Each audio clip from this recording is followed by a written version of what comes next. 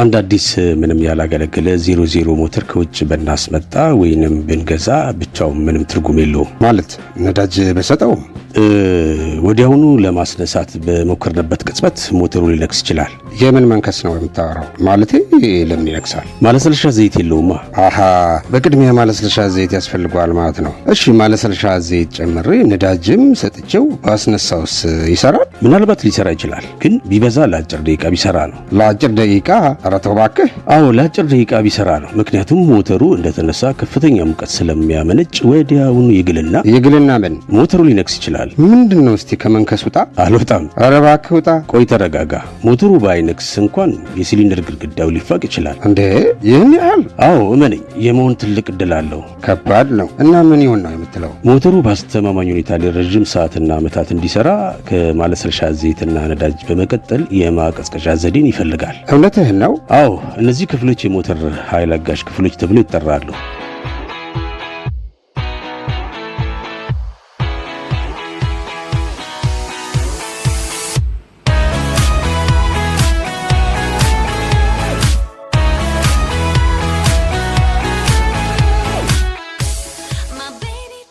ሞተር ኃይል አጋዥ ክፍሎች የሚባሉት ሞተር የሚፈለግበትን ኃይል ለማመንጨት እንዲችል አገልግሎቱ አስተማማኝና ለረጅም ጊዜ እንዲሰራ የሚያስችሉ ክፍሎች ናቸው። እነዚህም አንደኛ የነዳጅ አስተላላፊ ክፍሎች፣ ሁለተኛ የማቀዝቀዣ ክፍሎች፣ ሶስተኛና የመጨረሻው የማለስለሻ ክፍሎች ተብለው ይጠራሉ። አንዳንድ መጽሐፎች ላይ የእሳት አቀጣጣይ ዘዴን ወይም ኢግኒሽን ሲስተምን የሞተር ኃይል አጋዥ ክፍሎች ውስጥ በማካተት 4 ያደርጓቸዋል። ነገር ግን በቅርቡ ተሻሽሎ በወጣው በፌዴራል መንገድ ትራንስፖርት ሚኒስቴር የትራንስፖርት ባለስልጣን አማካኝነት የአሽከርካሪዎች የስልጠና መስጫ ስርዓተ ትምህርትና ማኑዋል መሰረት የእሳት አቀጣጣይ ዘዴ በኤሌክትሪክ ክፍሎች ውስጥ አካቶታል። በዚህ መሰረት የእጩ አሽከርካሪዎች ስልጠና ማኑዋልና የመንጃ ፍቃድ አሰጣጥ ስርዓቱ በዚህ አዋጅና የአሽከርካሪ ብቃት ማረጋገጫ የሚኒስትሮች ምክር ቤት ደንብ ቁጥር 494/2014 መሰረት መሻሻሉን መታወስ አለበት።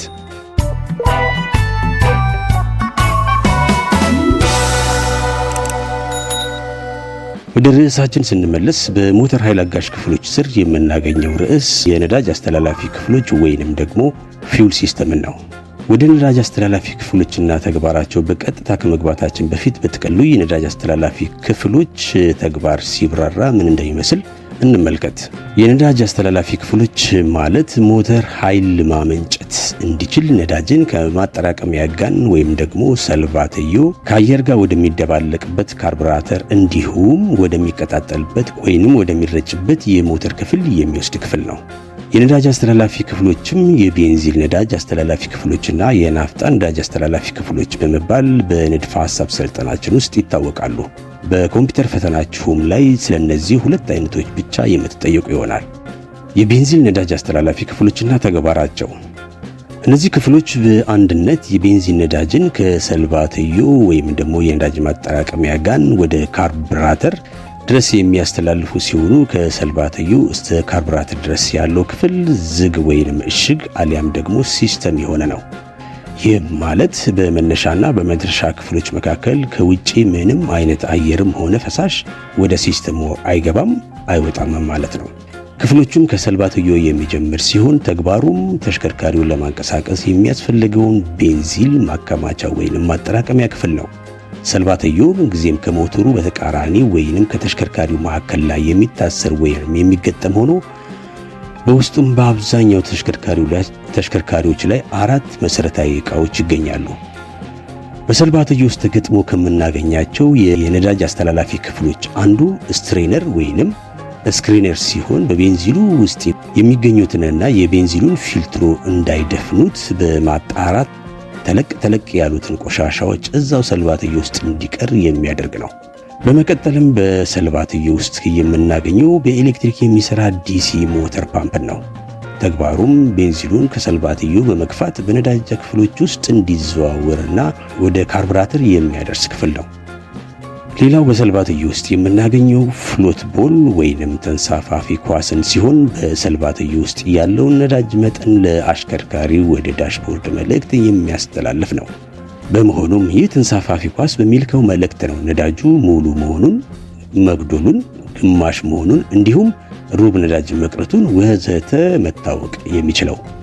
በመጨረሻም በሰልባትዮ ውስጥ የምናገኘው ዕቃ የነዳጅ ሴንሰር ሲሆን በነዳጅ ታንከር ውስጥ የመጠባበቂያ ወይንም ሪዘርቭ ነዳጅ መቅረቱን በቢጫ የማስጠንቀቂያ መብራት እንዲሁም በሪዘርቭ ነዳጅ እስከ መጨረሻው ድረስ ስናሽከረክረው ጨርሶ ሆኑ ነዳጁ ማለቁን በቀይ መብራት ለአሽከርካሪ ወደ ዳሽቦርድ ላይ መልእክት የሚያስተላልፍ ነው። እንግዲህ በሰልባትዮ ውስጥ ባሉት በእነዚህ 4 ክፍሎች በመታገዝ ቤንዚሉ ከሰልባትዮ ይወጣና በነዳጅ መስመሮች በመተላለፍ ሜካኒካል ፓምፕ ወይንም ፖምፔታን አልፎ በነዳጅ ማጣሪያ ፊልትሩ ከተጣራ በኋላ በመጨረሻም ወደ ካርቡሬተር ይገባል። የተረፈው ነዳጅም ደግሞ በመላሽ መስመር አማካኝነት ወደ ሰልባትዮ ይመለሳል።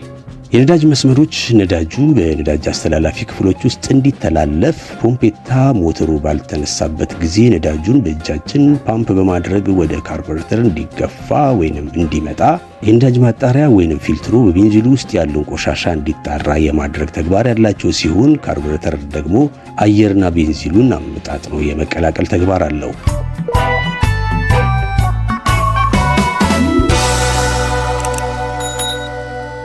ካርቡሬተር ብዙ ክፍሎች ያሉት ቢሆንም 4ቱን ክፍሎችና ተግባራቸውን አንድ አሽከርካሪ የግድ ማወቅ ይጠበቅበታል።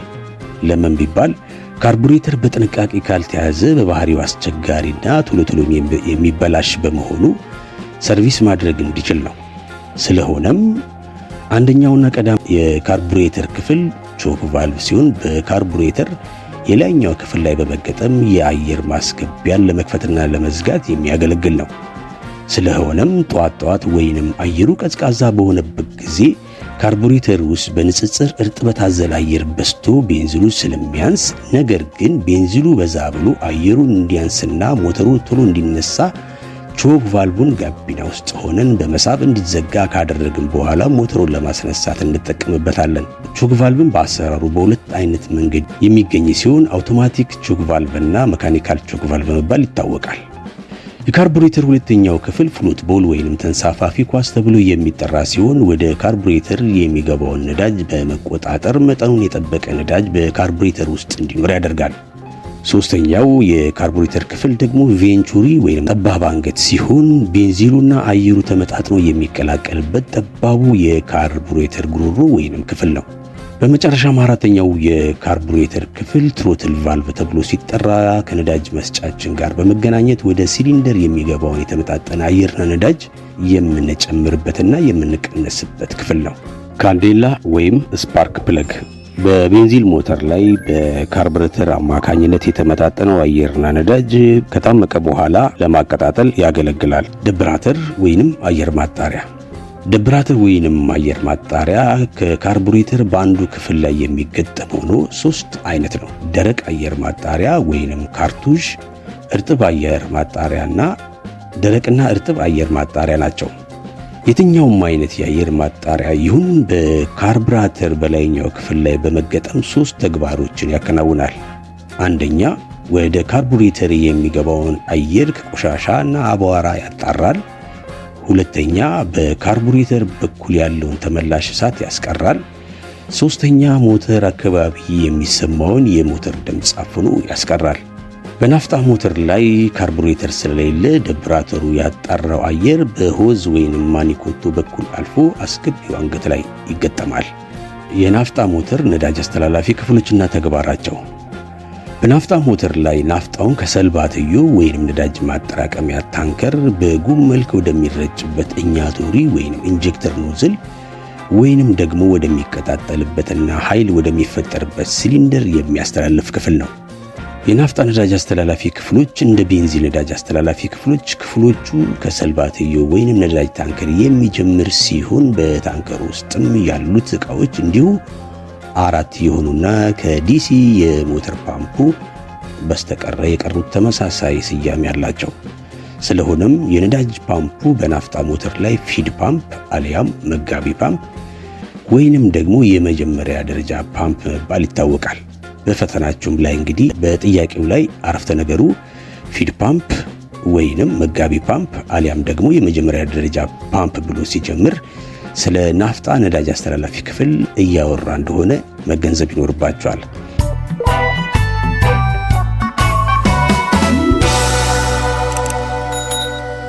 በተመሳሳይ በናፍጣ ነዳጅ አስተላላፊ ክፍሎች ላይም ከሰልባትዮ በአራቱ ክፍሎች ቅንጅት ናፍጣው ከሰልባትዮ በአነስተኛ ግፊት በመውጣት በነዳጅ አስተላላፊ መስመሮች በመተላለፍ ወደ ነዳጅ ማጣሪያ ወይንም ፊልትሮ ገብቶ በመጣራት ከዛም በመካኒካል ፓምፕ ወይንም ፖምፒች በማለፍ በከፍተኛ ግፊት ወደሚረጭበት ሁለተኛ ደረጃ ፓምፕ ወይንም ኢንጀክሽን ፓምፕ ወይንም ደግሞ ፖምፓ በመጨረሻም ወደ ኢኛቶሪ ወይንም ኢንጀክተር ኖዝል ይደርስና ሲሊንደር ውስጥ ከተረጨ በኋላ የተረፈው በመላሽ መስመር አማካኝነት ወደ ሰልባትዮ ይመለሳል።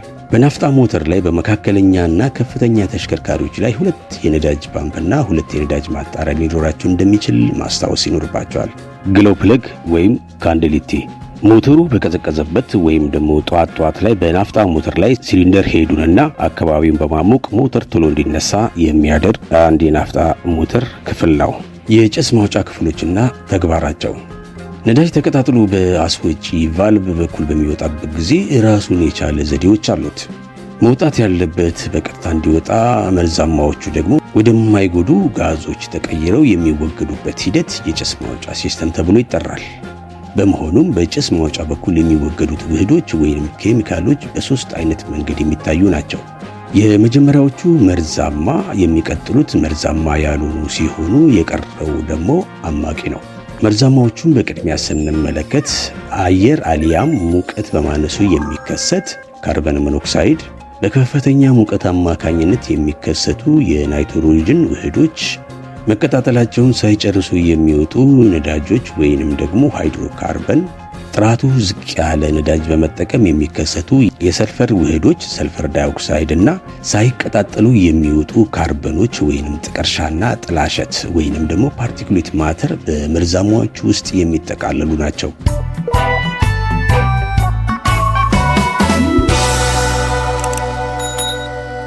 ትነት ደግሞ መርዛማ ያልሆኑ ሲሆን ካርበን ዳይኦክሳይድ ደግሞ በአማቂ ጋዝ ውስጥ የሚካተት ነው። የጭስ ማውጫ ሲስተም መሰረታዊ ተግባር። የጭስ ማውጫ ሲስተም መሰረታዊ ተግባርን በጥቅሉ ስንመለከት የሚከተሉት ዋና ዋና ሐሳቦችን እናገኛለን። አንደኛ፣ ጭሱን ከአሽከርካሪውና ተሳፋሪዎች ካሉበት በማራቅ ከተሽከርካሪው ኋላ እንዲወገድ ያደርጋል። ሁለተኛ፣ ሞተሩ አካባቢ የሚፈጠረውን ድምፅ ይቀንሳል። ሶስተኛ፣ በሲሊንደር ውስጥ የሚፈጠሩትን የማስገባትና የማስወጣት ግፊቶችን ያመጣጥናል። አራተኛ፣ በካይ ጋዞችን በመቆጣጠር የጉዳታቸውን መጠን ይቀንሳል። የጭስ ማውጫ ሲስተም የሚከተሉት ዋና ዋና ክፍሎች አሉት። አንደኛ፣ አስወጪ አንገት ወይም ደግሞ ኤግዞስት ማኒፎልድ ከሲሊንደሩ የሚወጣውን ጭስ ተቀብሎ ወደ ካታላይቲክ ኮንቨርተር የሚያስተላልፍ መስመር ነው። ሁለተኛ፣ ካታላይቲክ ኮንቨርተር መቀጣጠላቸውን ሳይጨርሱ የሚወጡ ነዳጆች ወይንም ደግሞ ሃይድሮካርበንን፣ አየር አሊያም ሙቀት በማነሱ የሚከሰት ካርበን ሞኖክሳይድን፣ ጥራቱ ዝቅ ያለ ነዳጅ በመጠቀም የሚከሰቱ የሰልፈር ውህዶችን ወይንም ሰልፈር ዳይኦክሳይድን፣ በከፍተኛ ሙቀት አማካኝነት የሚከሰቱ የናይትሮጅን ውህዶችን ወደ ውሃ፣ ካርበን ዳይኦክሳይድ፣ ናይትሮጅን እና ሰልፈር ዳይኦክሳይድ የሚለውጥ ነው። ሶስተኛ፣ ማፍለር ወይንም ሳይለንሰር ከኢንጂኑ ወይም ደግሞ ከሞተሩ የሚወጣን ከፍተኛ ድምፅ ወደ ውጭ እንዳይወጣ የሚያፍን ወይም ደግሞ የሚቀንስ ነው። አራተኛ፣ የጭስ ማውጫ ጫፍ ወይም ደግሞ ቴይል ፓይፕ ከማፍለር የተቀበለውን ጭስ ወደ ውጭ እንዲወጣ የሚያደርግ መስመር ወይም ደግሞ የጭስ ማውጫ ጫፍ ነው።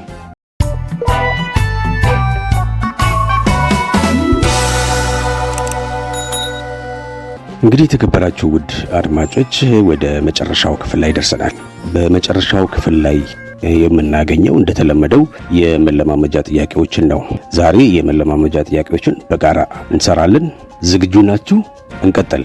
አንደኛ ጥያቄ፣ ሲሊንደር ሄድን በማሞቅ ሞተሩ በቀላሉ እንዲነሳ የሚያደርገው ዳሽ ነው። አንደኛ ካርቡሬተር፣ ሁለተኛ ግሉ ፕለግ፣ ሶስተኛ ካንዴላ፣ አራተኛ ኢንጀክተር ኖዝል።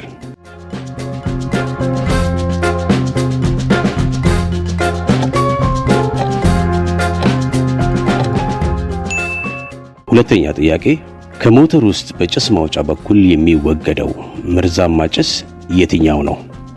አንደኛ ካርቦን ሞኖክሳይድ፣ ሁለተኛ ካርቦን ዳይኦክሳይድ፣ ሶስተኛ የውሃ ትነት ወይም እንፋሎት፣ አራተኛ ሁሉም መልስ ናቸው።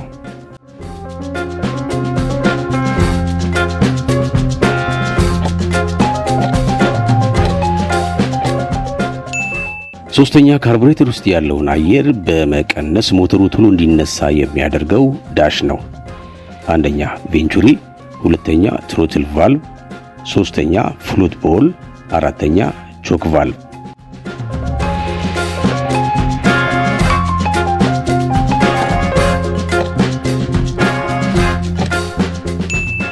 አራተኛ ተሽከርካሪውን ለማንቀሳቀስ የሚያስፈልገውን ነዳጅ ማከማቻ የሆነው የቱ ነው? አንደኛ ሞተር፣ ሁለተኛ ሰልባትዮ፣ ሶስተኛ ካርቡሬተር፣ አራተኛ እኛቶሪ።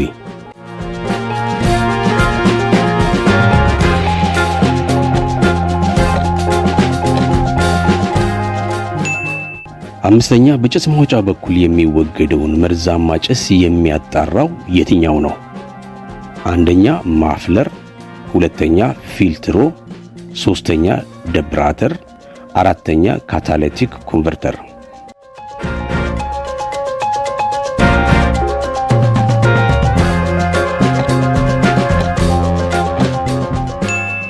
ስድስተኛ ሞተር የሚፈለግበትን ኃይል ለማመንጨት እንዲችል አገልግሎቱ አስተማማኝና ለረጅም ጊዜ እንዲሰራ የሚያስችሉ ክፍሎች ዳሽ ይባላሉ። አንደኛ ኃይል አስተላላፊ ክፍሎች፣ ሁለተኛ የሞተር ኃይል አጋዥ ክፍሎች፣ ሶስተኛ የሞተር ክፍሎች፣ አራተኛ የሞተር ዋና ዋና ክፍሎችና ተግባራቸው።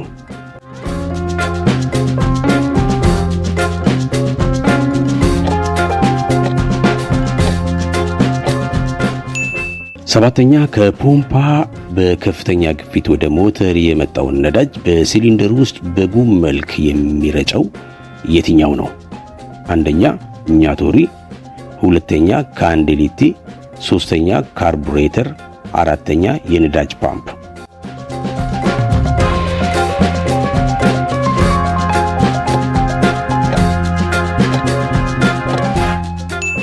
ስምንተኛ በናፍጣ ሞተር ላይ ሁለት የነዳጅ ማጣሪያ ያስፈልገው ለምንድን ነው?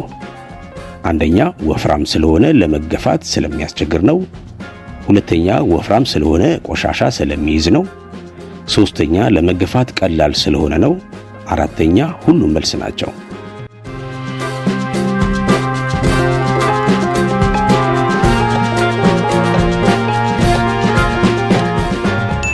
ዘጠነኛ ቤንዚሉና አየሩ ተመጣጥነው የሚቀላቀልበት የካርቡሬተር ክፍል ዳሽ ይባላል። አንደኛ ካርቡሬተር፣ ሁለተኛ ትሮትል ቫልቭ፣ ሶስተኛ ቾክ ቫልቭ፣ አራተኛ ቬንቹሪ።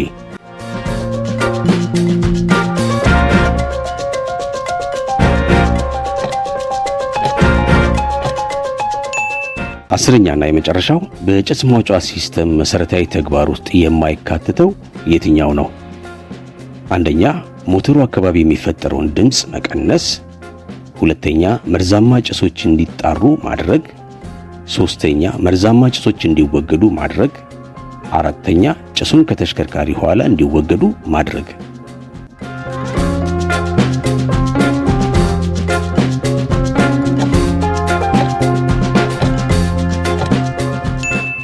ጭስ ማውጫ ሲስተም መርዛማ ጭሶች እንዲወገዱ ሳይሆን መርዛማ ጭሶች ተጣርተው እንዲወገዱ ነው የሚያደርገው።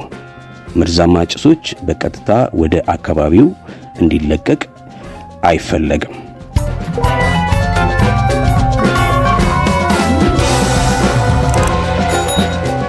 የዛሬው ዝግጅት በዚህ ተጠናቋል። በሚቀጥለው ዝግጅት ላይ በጭስ ማውጫ ላይ የሚታዩ የጭስ አይነቶችንና ትርጉማቸውን፣ ለነዳጅ አስተላላፊ ክፍሎች መደረግ ያለበትን ጥንቃቄ ይዤላችሁ እመጣለሁ። መልካም ጊዜ ይሁንላችሁ። ባይ ባይ።